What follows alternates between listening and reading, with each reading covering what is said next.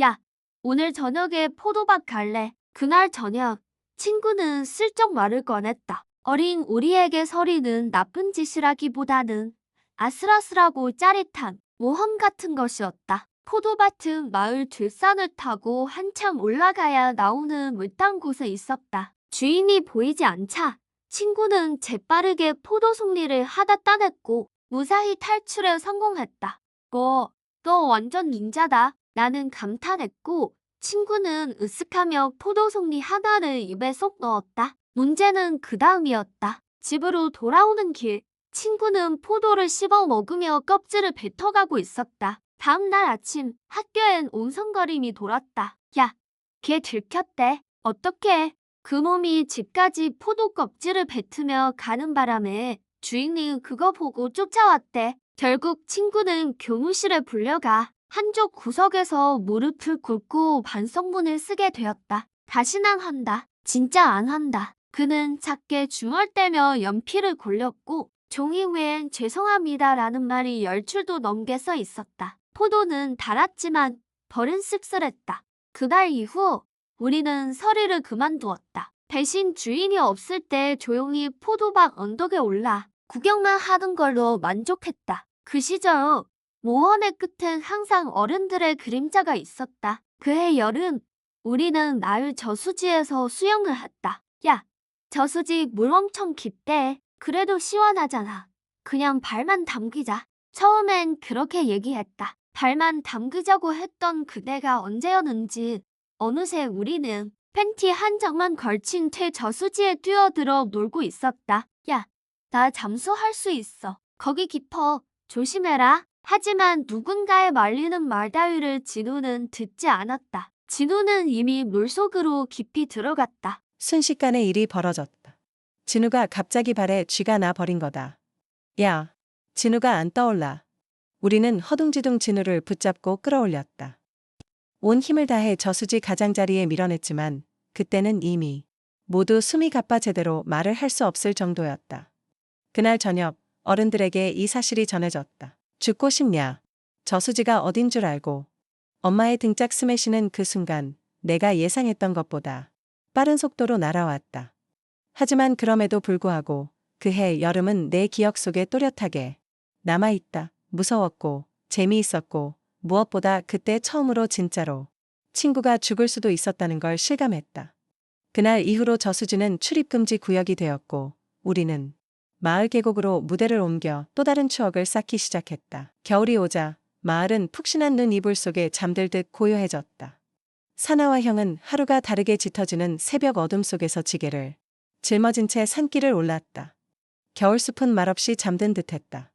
등산길 옆으로는 눈꽃이 핀 전나무와 소나무들이 하늘을 찌르듯 곱게 솟아 있었고 땅바닥에 소복이 쌓인 눈은 두 사람의 발자국, 소리마저 조용히 삼켜버렸다. 차가운 공기가 뺨을 얼얼하게 때릴 때마다 사나이 입김이 하얗게 피어올랐다가 사라지기를 반복했다.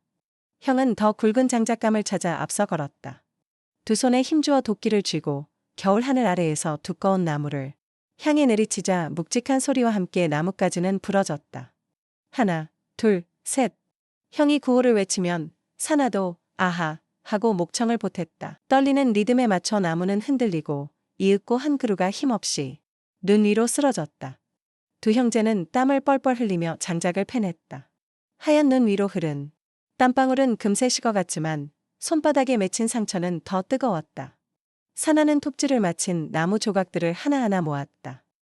무거운 장작을 지게에 올려 어깨에 짊어지려 했었지만 중심을 잡지 못하고 그대로 무릎을 꿇고 말았다. 하얀 눈밭 속으로 주저앉자 차가운 눈 대신 얼큰한 채취가 사나이 코끝을 스쳤다. 어휴, 조심해. 형이 놀란 듯 눈을 동그랗게 뜨고는 달려와 사나를 부축했다. 그의 손길은 거칠지만 따뜻했고 입가에는 다정한 미소가 번졌다. 괜찮아, 괜찮아. 너무 무리하지 마.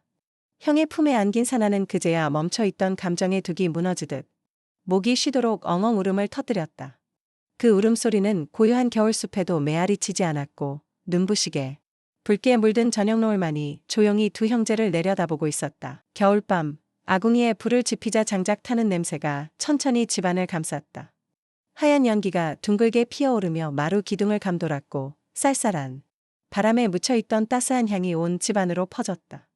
아궁이 한켠에선 뽀얀 수증기가 몽글몽글 피어오르고 있었다. 거실 구들장 위 형과 사나는 나란히 앉아 숟가락을 들고 밥그릇 앞에 앉아 있었다. 어머니는 뜨끈한 국 한 그릇을 앞에 놓아주시며 아이들을 바라보았다. 살짝 어깨를 움츠리던 사나는 고개를 들어 아버지를 바라보았다. 그의 눈길엔 말없이 흐르는 따뜻함이 있었다. 밖이 많이 춥지? 어서 먹어라. 어머니는 조용히 말하며 국 한 숟가락을 떠마셨다. 오들오들 떨지 말고 밥 다 먹어야 해. 그녀의 말은 잔잔했지만 그 속엔 걱정과 정이 스며 있었다. 낮 동안의 고단함은 밤의 온기 속에서 천천히 녹아들었고 두 형제의 숨결만이 하얀 김이 되어 방 안을 부드럽게 맴돌았다. 손에 쥐었던 장작은 차가웠지만 집안에 피어오르는 연기처럼 마음을 덮여주었다. 게으르고 느긋해 보였던 아버지의 눈빛에도 억척스런 어머니의 굳은 손끝에도 가족을 지키려는 사랑이 가만히 깃들어 있었다. 비록 어린 마음엔 눈물이 핑 돌 만큼 힘든 날이었지만 그날 들판에선 낯선 이의 그림자와 차가운 겨울숲조차 인해 붉은 저녁 노을로 물들었다. 어둠 속에서 서로를 꼭 껴안았던 두 형제는 무겁게 내려앉은 회색 하늘 아래에서도 늘 희망을 노래했다. 창가 너머 장작불 연기가 피어오르는 걸 바라보며 어머니는 아들의 젖은 머리를 조용히 쓰다듬었다. 타박타박 걷는 발걸음마다 아버지는 등을 토닥였고 험난한 산길에서도 형은 끝까지 사나를 안아주었다. 그렇게 우리 가족의 그림자는 서로를 감싸 안으며 따스한 빛으로 길게 드리워졌다. 그 속에서 사나의 어린 마음은 천천히 포근함을 배워갔다. 사나는 눈 내린 마당을 등지고 거울을 들여다보고 있었다. 창밖에 은빛 겨울산이 잔잔한 바람에 살랑거리고 눈부신 아침 햇살이 방 안으로 살며시 스며들고 있었다. 긴 겨울방학 동안 자기도 모르게 머리칼이 어깨 아래로 무성하게 자라 있었다. 거울 속 사나이 모습은 창밖 풍경처럼 하얀 얼굴 위에 검은 머리카락이 길게 늘어져 눈을 더욱 반짝이게 했다. 부엌에서 엄마의 목소리가 들려온다. 사나야, 너 머리가 너무 길어졌구나. 방학 끝나기 전에 이발관 가서 꼭 깎고 와야 해. 사나는 이발관 생각에 속이 불편해진다. 마을 저쪽 10m 떨어진 작은 이발관까지 눈길을 걸어야 하고 이발사 아줌마는 아이들 머리를 깎아주는 대신 살 한 마를 받아간다고 했다. 사나는 입술을 꾹 깨물며 속으로 중얼거린다. 예큐, 그 길 오가며 쌀까지 바칠 바엔 그냥 집에서 동생한테 맡기는 게 낫겠어. 그리고 동생에게 조심스레 속삭인다. 야, 사실은 말이야. 나 저 좁은 이발관 가기 싫어. 너 한번 잘라줄래? 작은 동생이 눈을 반짝이며 대답한다. 형, 내가 잘라줄게. 걱정 마. 금방 끝낼게. 조금 불안해하면서도 사나는 의자에 앉는다. 거울도 없이 가위 하나 들고 선 동생 앞에 앉은 사나는 눈을 꼭 감는다. 동생은 장난기 가득한 손길로 머리카락을 쓱쓱 자른다. 좀 아파? 형, 괜찮아. 사나는 어깨를 으쓱이며 대답 없이 웃는다.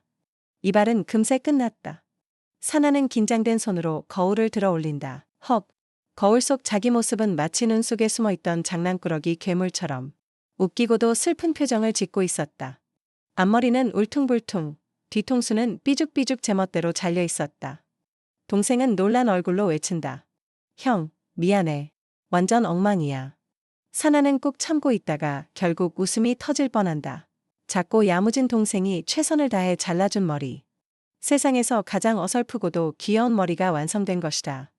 괜찮아. 얼추 비슷해. 조금 이상하긴 하지만. 사나는 다정하게 웃으며 말한다. 짧아진 머리칼 덕분에 거칠던 추위도 한결 덜한 느낌이었다. 동생의 얼굴엔 수줍은 미소가 번졌다. 사나의 꿈 오늘은 여기까지입니다. 시청해주셔서 감사드립니다.